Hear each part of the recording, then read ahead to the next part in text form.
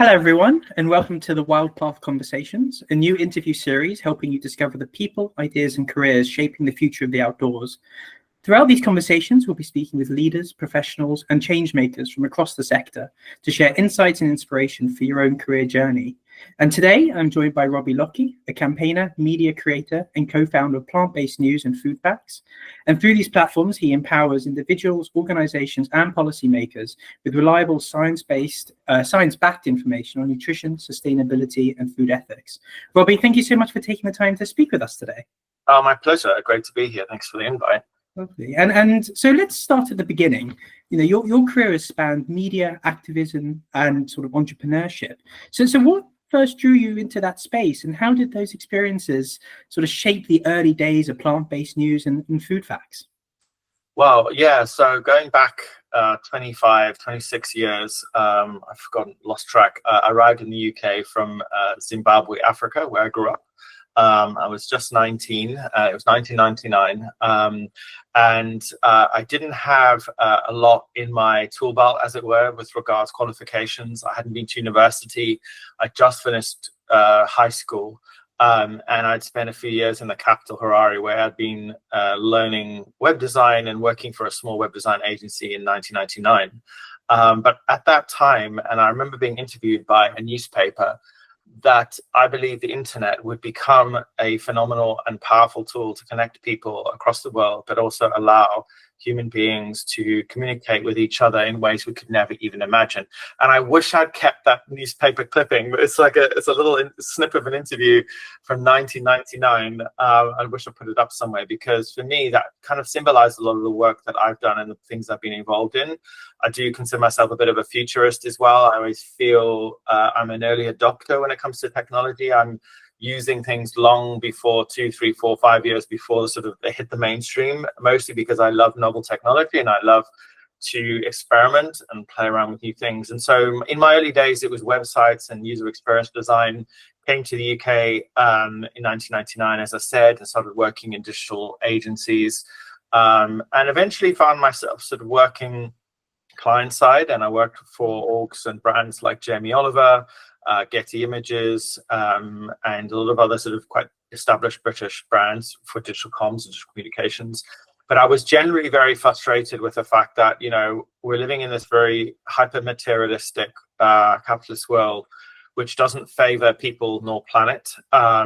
Everything is about infinite profit and infinite growth. And when I started to realize that those concepts were, in fact, an illusion, we live on a finite planet with finite resources, I started to realize that actually I was part of the problem. Working in the world of advertising and media, I'm actively fueling this materialistic society, and I didn't want to be a part of that anymore. So after 20 plus years, 18 years actually, of working in the industry, I found my way out and started a media platform known as Plant-Based News back in 2017. And it became, it is now the world's largest vegan and plant-based media news and entertainment platform.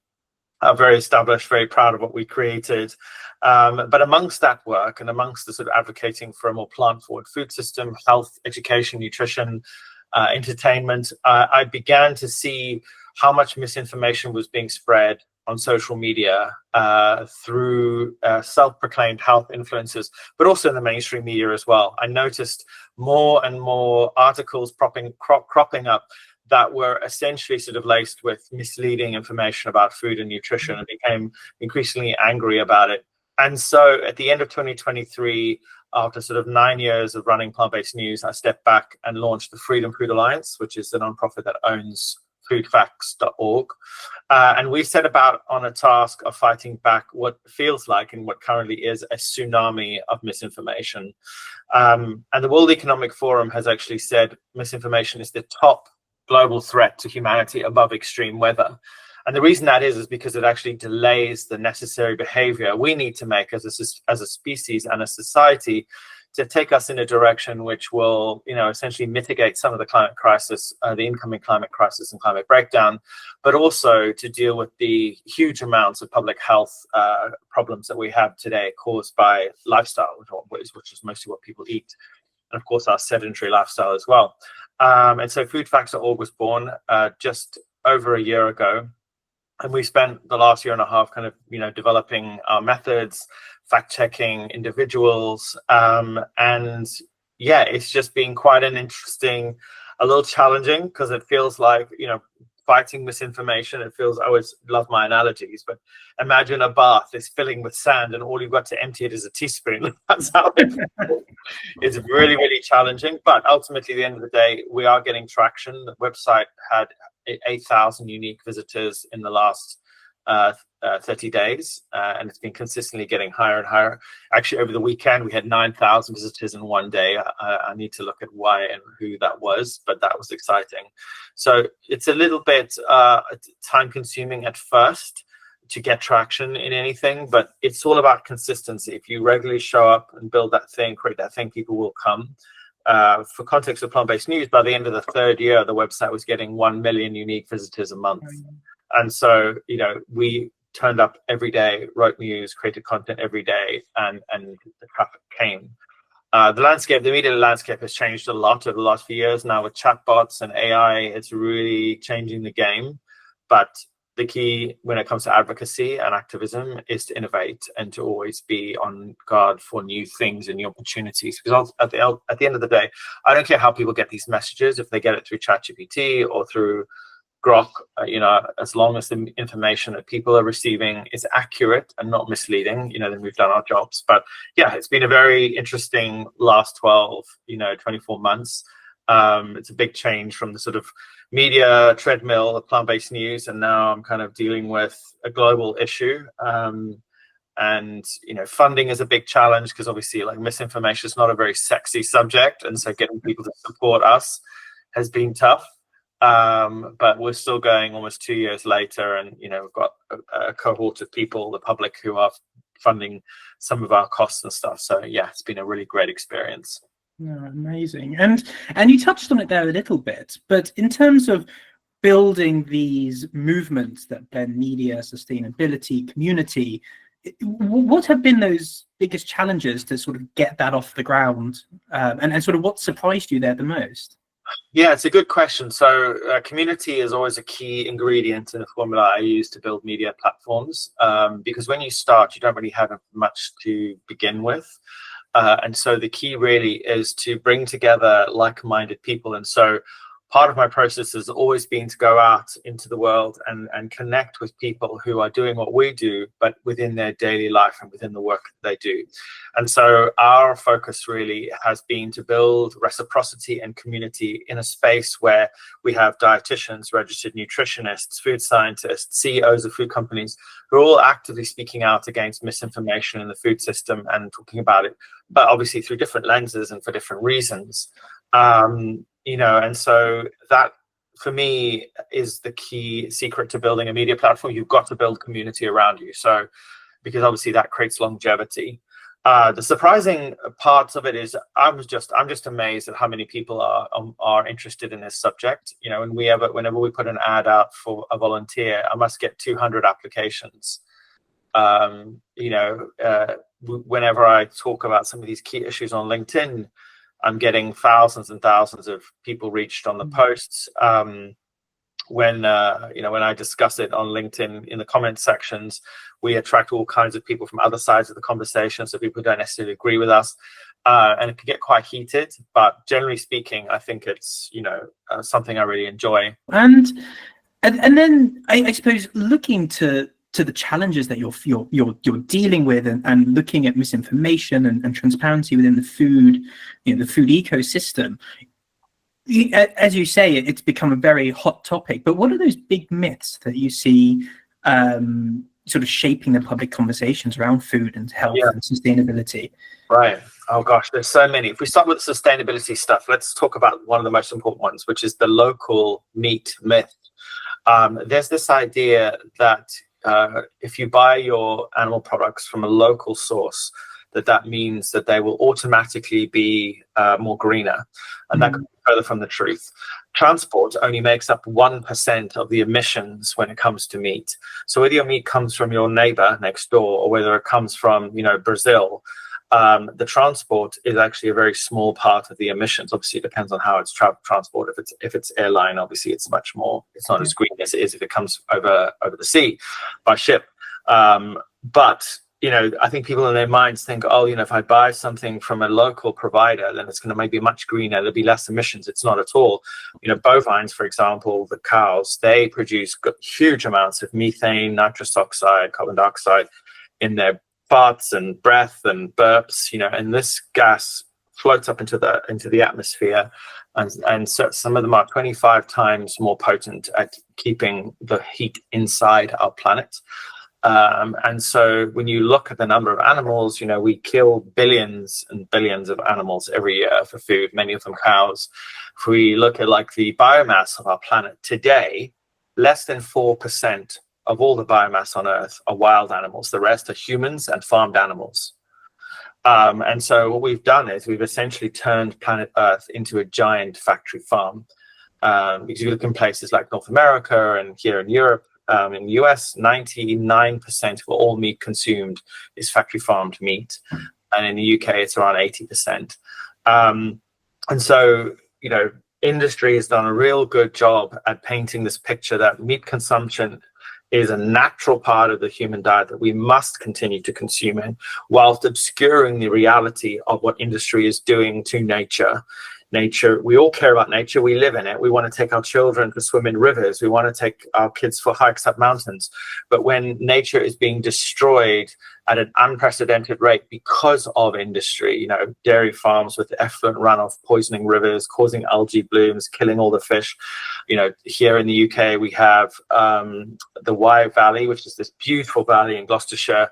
That river is some of the most beautiful, picturesque landscapes I've ever seen in the UK. But much of the river is being poisoned by effluent runoff from what's called Chicken Valley. So a lot of the stuff is obscured and hidden from people. You might hear industry talk about how ultra processed food is so bad for you, and that it's a major cause of chronic disease.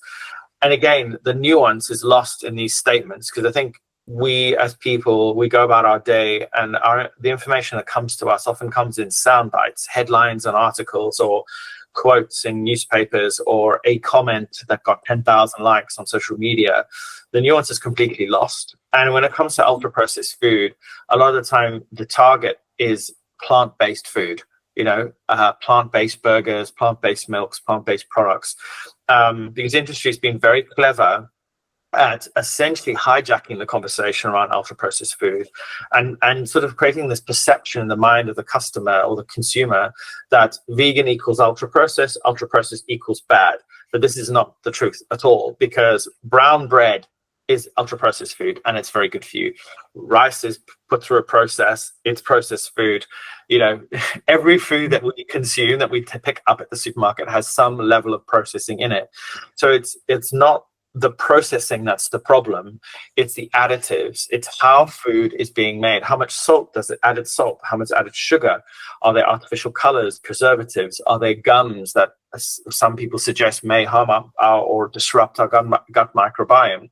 And so, the inflammatory headlines, all they do is fuel confusion. And so when people are confused about what to eat, they stick to what they know. And it's the same with other parts of society as well, whether it's politics or identity politics. When people are confused or they feel fear, they stick to what they know, which is often a more potentially conservative thinking pattern, which they might have got from their grandparents or their parents. And so it's really difficult for a consumer to know who to trust. And that's why I actually created Food Facts. I thought, I want to build a platform that people can trust. And the reason they can trust it is because it's not run by one group of people. It's got an advisory board of over 60 people from a variety of backgrounds. Some are plant-based, some are not. But these are people who care about science. They care about, what is the information that we know that's as clear and as honest and as accurate as possible. And we look at the quality of evidence that we have. And so, at the end of the day, most people are just trying to survive. They're trying to feed their children, heat their homes, do their jobs. They don't have time for all this noise. And that's really what inspired me, really, was, I want to create something that makes life a little easier for people and to figure out who to trust. But as I was talking to a friend this morning, inflammatory messages and like hyperbolic content gets more reach, it gets more views, it gets more clicks. If you throw a little hate in there and a little prejudice in there and all of that, you're going to get even more, because it whips up this sort of mob mentality that unfortunately human beings are predisposed towards. So it's a very, very challenging landscape to work within. Absolutely. That was a very long answer. No, really insightful. And besides coming to food facts to get some information, you know, for the average consumer, what practical steps can someone take to sort of counter this, you know, deluge of misinformation and marketing, I suppose? Yeah, it's a very good question. You know, in a very time poor society, it can be hard for people to find the time to fact check, because there's something called Brandolini's law, which is also called the bullshit law. The amount of energy that is required to refute or fact check something is often 3 times more than it is to actually create the mistruth. It's very easy for someone to go on X and say, eating chocolate will give you eternal life. You know, that sounds amazing. People are like, oh my God, that sounds amazing. I'm going to start eating a ton of chocolate tomorrow, because ultimately people like to hear good things about their bad habits.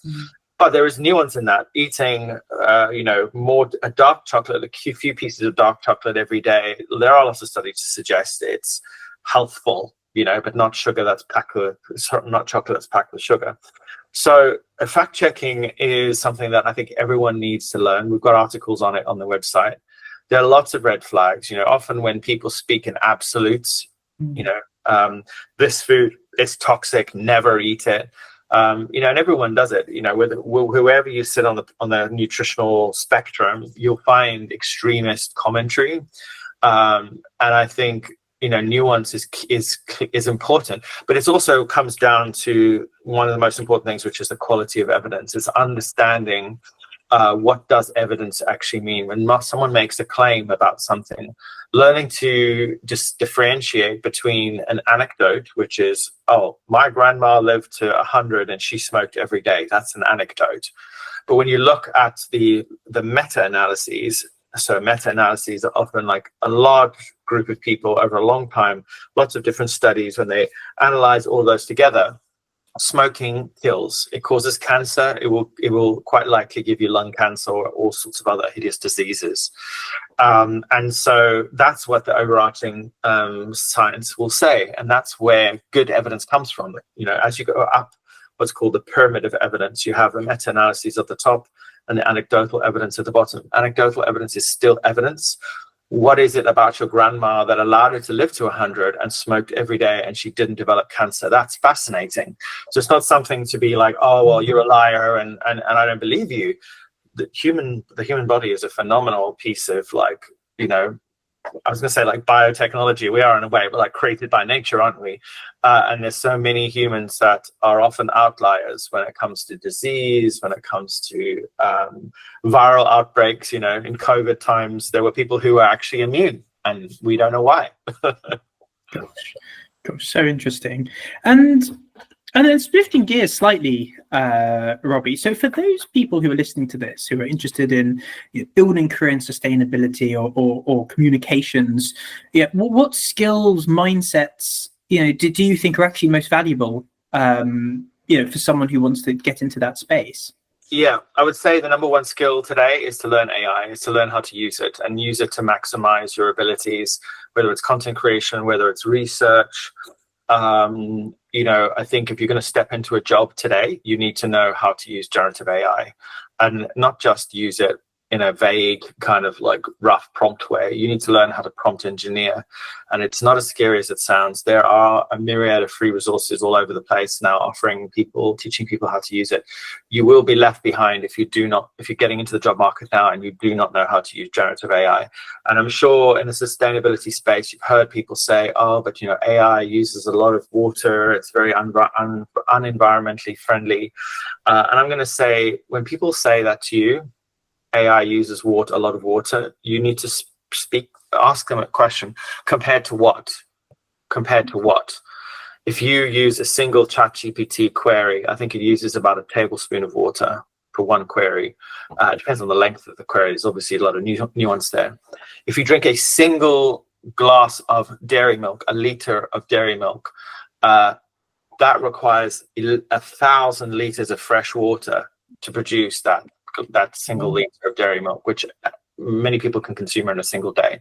So when it comes to our awareness of these tools, I like to look at like the net positive. If you're going to be working in sustainability and you're going to be using generative AI to advocate for a greener, cleaner society, the net positive of your work, by allowing you to reach more people, allowing you to do faster research, by allowing you to create more content that can reach more people, that is going to be a net positive despite the environmental impact of these technologies. Because let's be frank, as a human being, as soon as we're born, we're burning resources. Like, there is no ethical consumption under capitalism, right? Everything we do is consuming resources in some way in varying quantities. So I think choose carefully, don't use it frivolously. I think AI is the number one thing.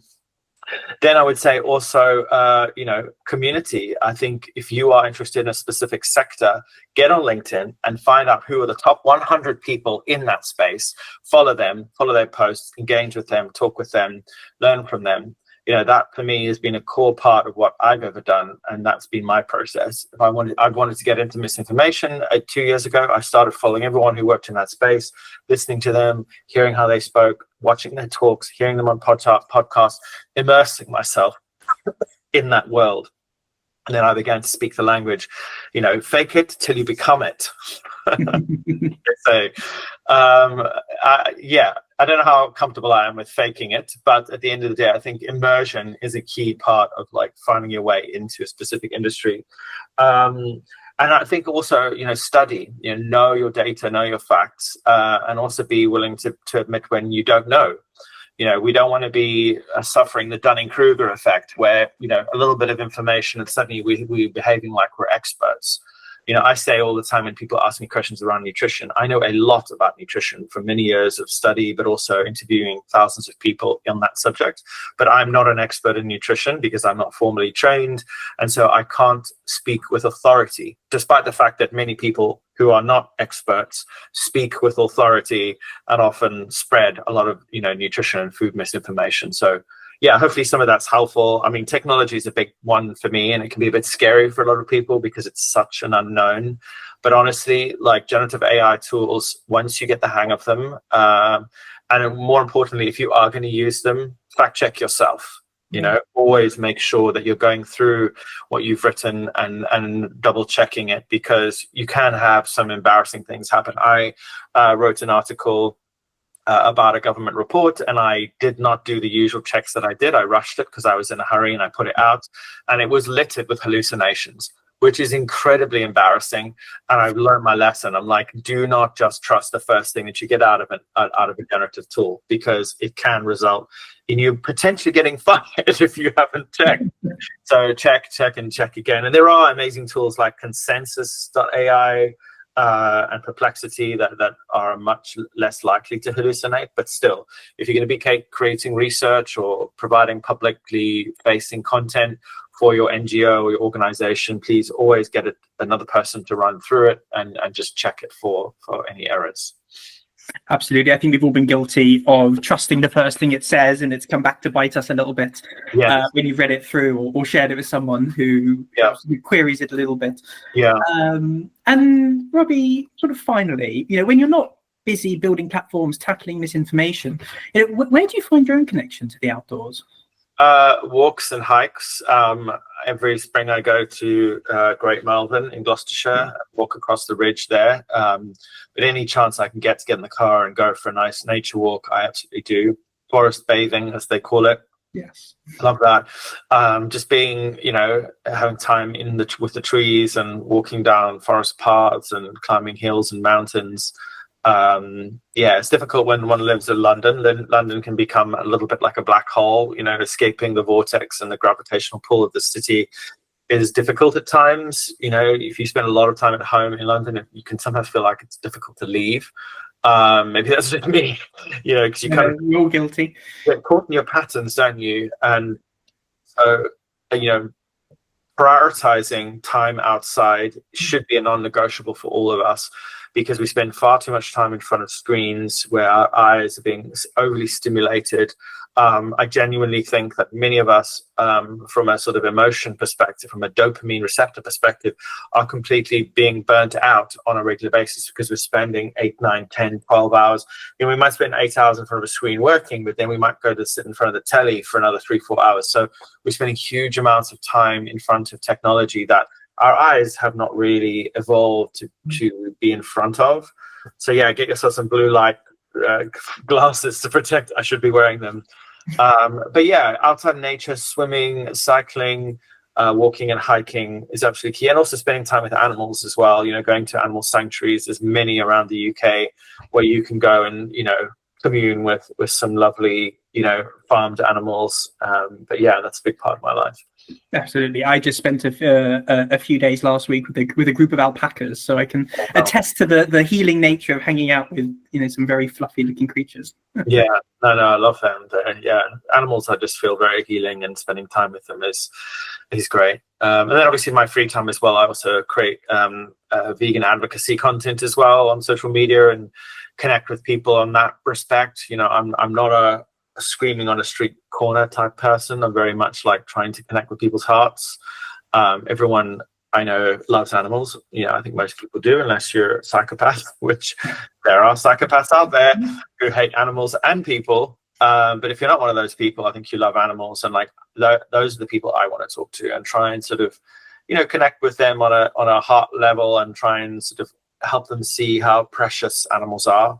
You know, we share this world with them, and, you know, this is their home too. And I think what we don't realize, what we don't know is that, you know, if we do not change the way we live and exist on this planet, we will lose them all.